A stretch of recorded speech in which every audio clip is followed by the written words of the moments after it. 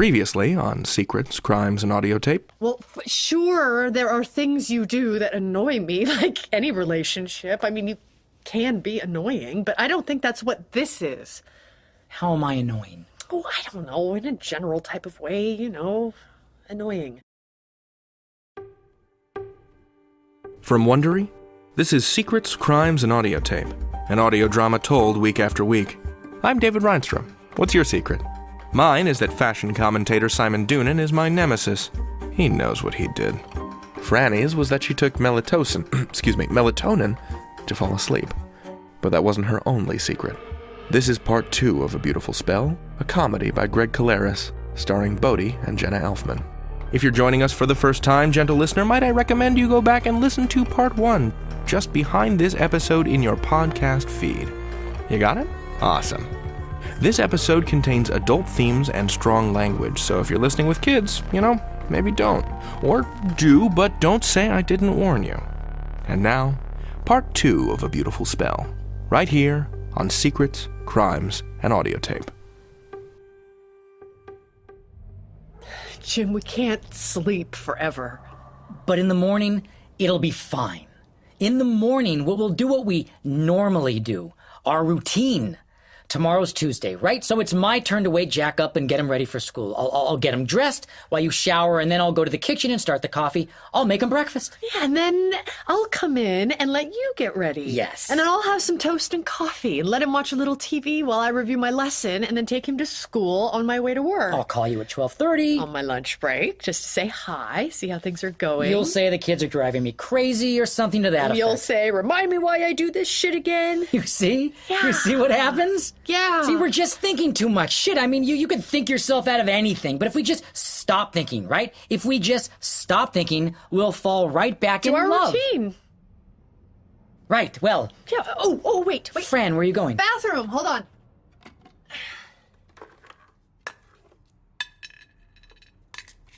Got it. Here. What is it? Melatonin. Tonin. Right. I thought it doesn't work. Well, you kind of have to pretend a little. Okay. In here. What's this? Gas-X. Catch. Oh. Okay. Let's go back to bed. Yes. To bed. Good.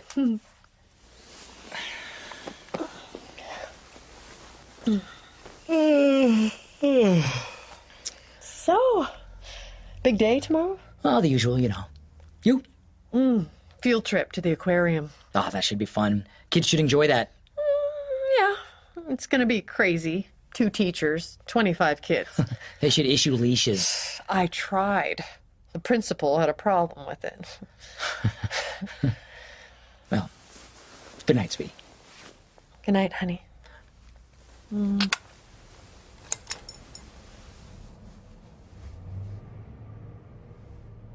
Jim? Jim, are you awake? Jim? What?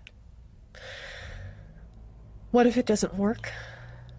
I'll change my diet. No, not the Gas-X. No. I mean, if tomorrow we still feel the same. Try to go to sleep. I don't want to get a divorce. I don't think it would be good for Jack. Whatever happens, I think we should wait until he's in college. Don't you? You told me what it did to you when your parents got divorced, and Leslie, she says she still regrets it even now with the twins, and I think it's better if we wait. Jim? Okay. People live in loveless marriages all the time. Think about Seth and Teresa. What about them? Well, they haven't been happy for years, and look at them. What are you talking about? Seth and Teresa are one of the happiest couples we know. They're miserable. Since when? Since forever. He cheats on her, for God's sake. He what? Wait. You didn't know that? No. How do you know? She told me. How does she know? He told her. He told her? Well, she kind of guessed, and then he kind of confirmed it. When? He's done it a couple times, but I think there's one main one with someone at work, a clerk or someone, I think. And that's it? She's just letting him screw around? Well, maybe she's doing it too. Maybe there's an agreement. I'm not really sure. Well, why don't they just get a divorce? Divorce is expensive. It's easier for them to just stay together. He never said anything to me. I'm sure he isn't proud of it. Oh, they seem like they're so happy. I used to think of them as the measure of a good marriage. Teresa says the same about us. Really? Yeah. All right, that's it. Get up. Come on, get up, get up. What are you doing? This is not happening. We are going to fix this. How? We're going to, because this is why we're a good couple. You know why? You know why? We talk. That's true. Of course it's true. We're talkers. We have no secrets from each other. We have an open line of communication, back and forth, give and take. That's what Teresa always says. She does? Yes. She always says she's impressed with how much we talk to each other. Really talk. We do, because we find each other interesting. We do. Teresa and Seth, if you think about it, I mean, honestly, if you think about it, we're much happier than them, even when they were happy. We are. They don't talk that much either. No. They talk to us, sure. They always seem happy, but now that you say it, I mean, it absolutely makes sense that they're miserable. I mean, I'm surprised I didn't see it before. They're miserable fucking people. They envy us. Well, they should. I mean, if I were them, I'd fuck someone else too. Me too. You know who else thinks we're a great couple? Who? Leslie. Yeah? She says it all the time. And your sister. And Paul and Louise and Chris. Who's Chris? Our gym teacher at school. Have I met him?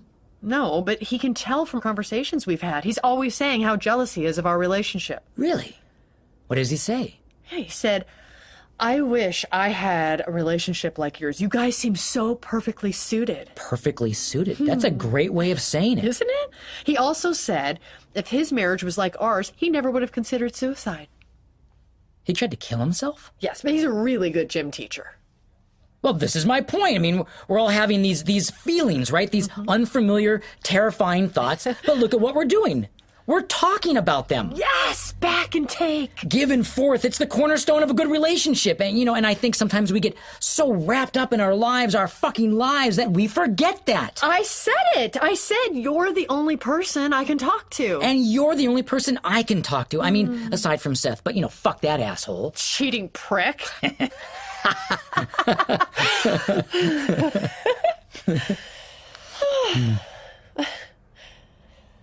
So, what should we talk about? Anything we want. Yes. This is what I'm saying.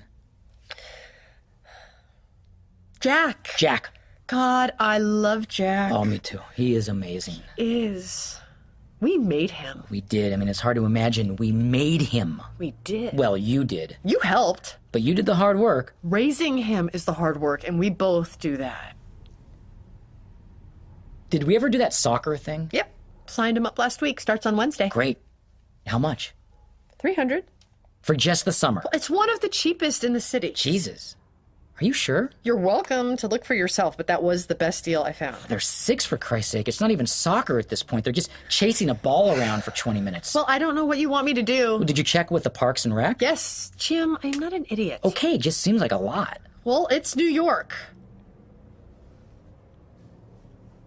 I think he's got a crush at school. Oh, yeah? Got little Lori. Oh, the blonde with the eyes. Yeah, yesterday he was all Lori this and Lori that. Lori and I think. Oh, she's cute.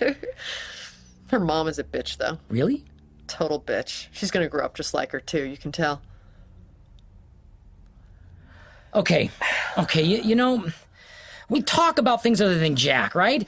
Interesting, stimulating things. So we shouldn't be afraid to, do that. That's what attracted us to each other in the first place, all right? Conversation. Things we have in common, movies and literature and science. I don't remember discussing science. Well, maybe not science, but no, actually, if there was an article in the Times or something, A science article. Yeah, if there was a science article, we'd talk about it. Fuck yeah, we would. Shit, Hemingway. What about him? What do you think about him? I think he's great. I mean, I haven't read Sun Also Rises since college. That's Tennessee Williams. Oh. No, it's okay. We're not English professors. I'm just saying we can talk about interesting things like books. I mean, Christ, we're interesting, educated fucking people. The Great Gatsby. The fucking Great Gatsby. God. Great book. Great fucking book. You know what was interesting about that book is that it was, written in the 20s, right? The roaring 20s. Before the stock crash. That's right. Which contextualizes it. It does. That's interesting. It takes a novel, if you look at it, right? A novel like that. Famous, successful. Hugely successful. And it puts it in a place and time. Yes. And now, if that novel came out, you'd have to ask yourself, would it have the same, Effect. well, significance? It makes you wonder about a lot of things. Yeah, it does. Famous people who have changed American culture. The cultural landscape is what it is, yeah. Artists And writers. Yeah, and even politicians. Everyone has their place and time. Well, that's interesting that you say that because it's true.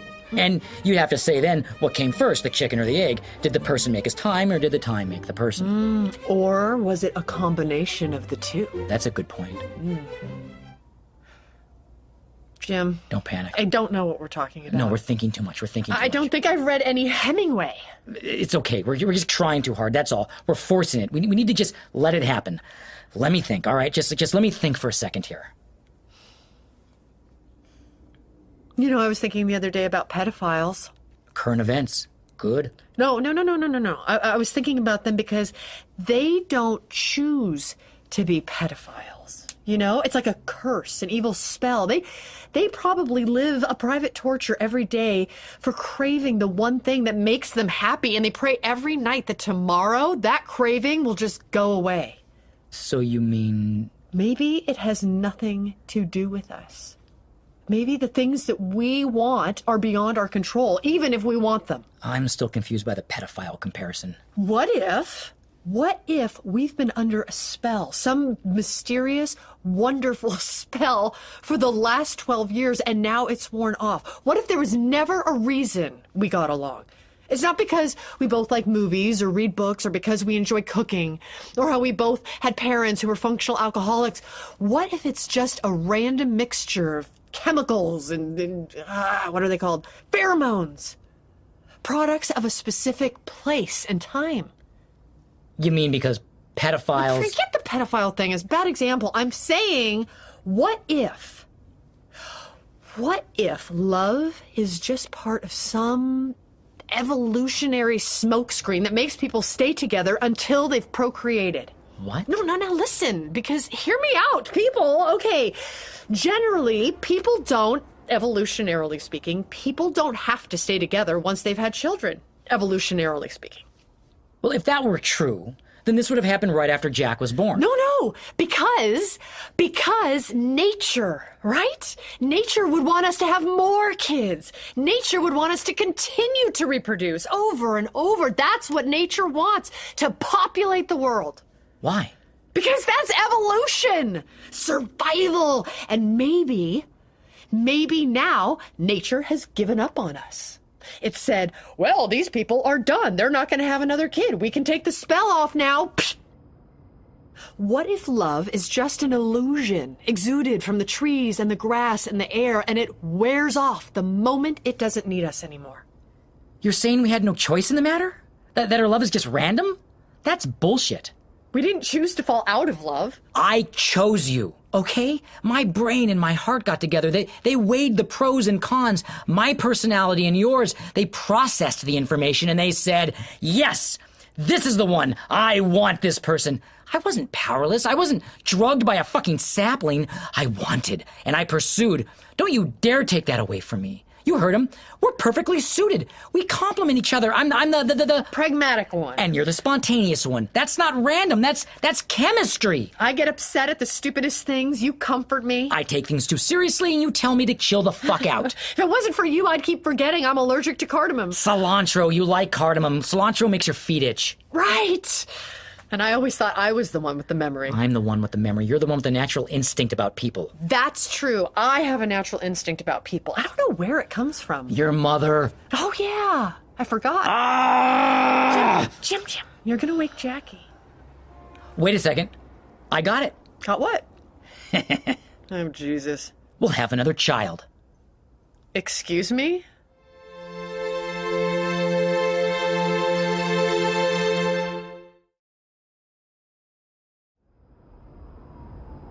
We'll have another child. Excuse me? You just said it. I did? Nature's given up on us? Well, fuck nature. What if we tell nature we're not done? You want to have another baby? Not particularly, no, but if it saves the marriage... Wait, Jim... It's genius. It's exactly what you're talking about. Maybe we should think about this. What's there to think about? You said it. I know, maybe it's a little impulsive. Impulsive? It's solution-oriented. We're taking action. Do you want to sit back and let this die because nature says so? This is our life. We've put everything into it, and I'll be damned if we're going to go down without a fight. I choose to love you. Do you choose to love me? Yes. Say it. I choose to love you, but... A child to save the marriage. Say it. A child to save the marriage. A child to save the marriage. A child to save the marriage. A child to save the marriage. A child to save the marriage. Yes. Okay, yes. Okay, yes. Oh, Jim, you've never listened to any of my ideas before. They've never made so much sense before. Well, what are you doing? What do you mean? I'm getting undressed. Oh, right. Hey, nature, you listening? We're not done yet. Use this womb, and I will populate your planet with our spawn.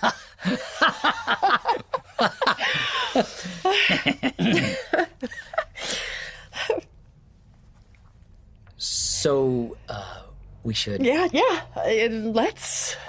Okay. Okay. Mm-hmm. Jim? Maybe we'll come back once we get going. Yeah. Jim, it's not working. Maybe it happens after we've conceived.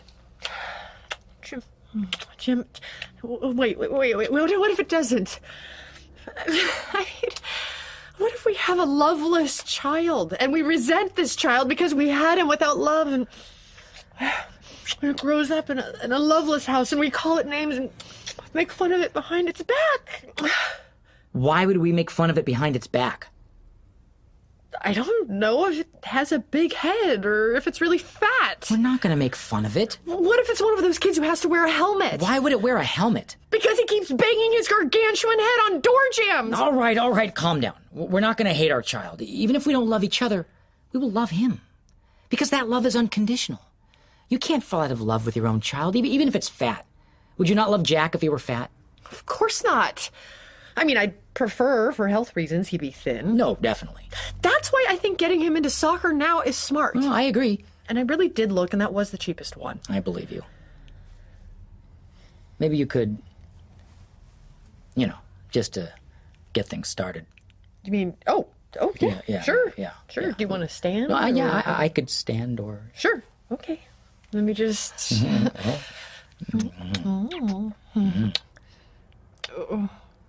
Fran? Oh, Fran, are you okay? God. Oh, God. Fran? Oh, God. Fran, where are you going?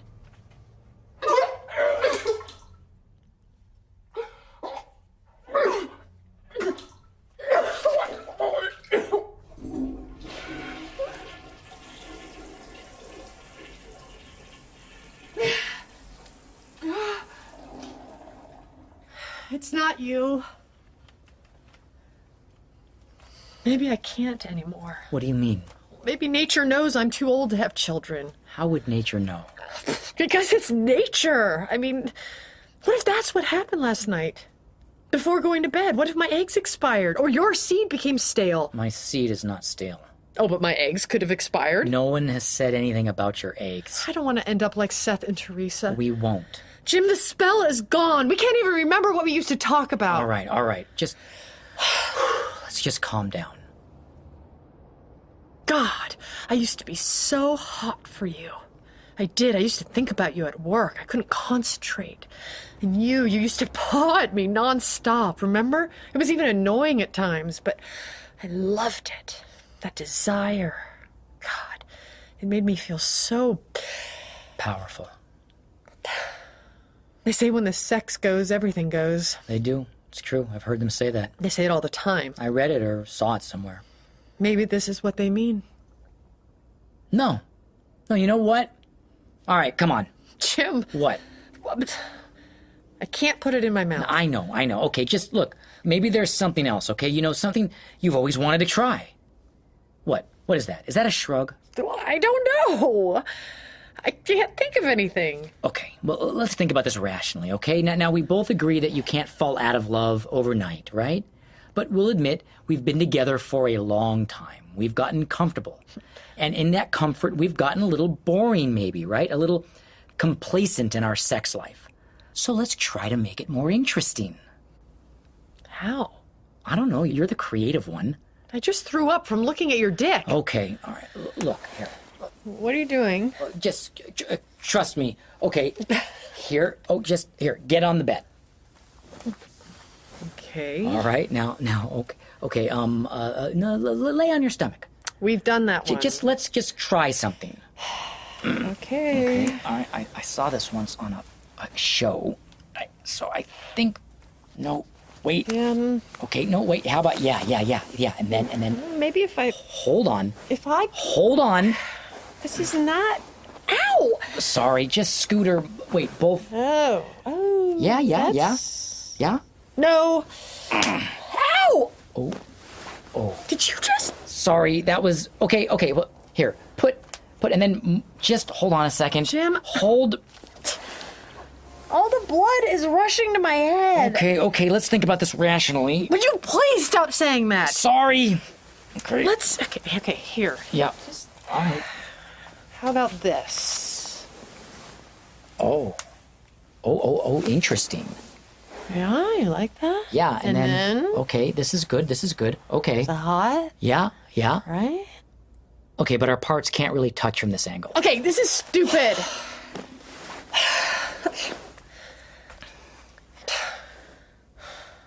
I want to love you. I want to love you too. Then why can't we just have that if it's what we want?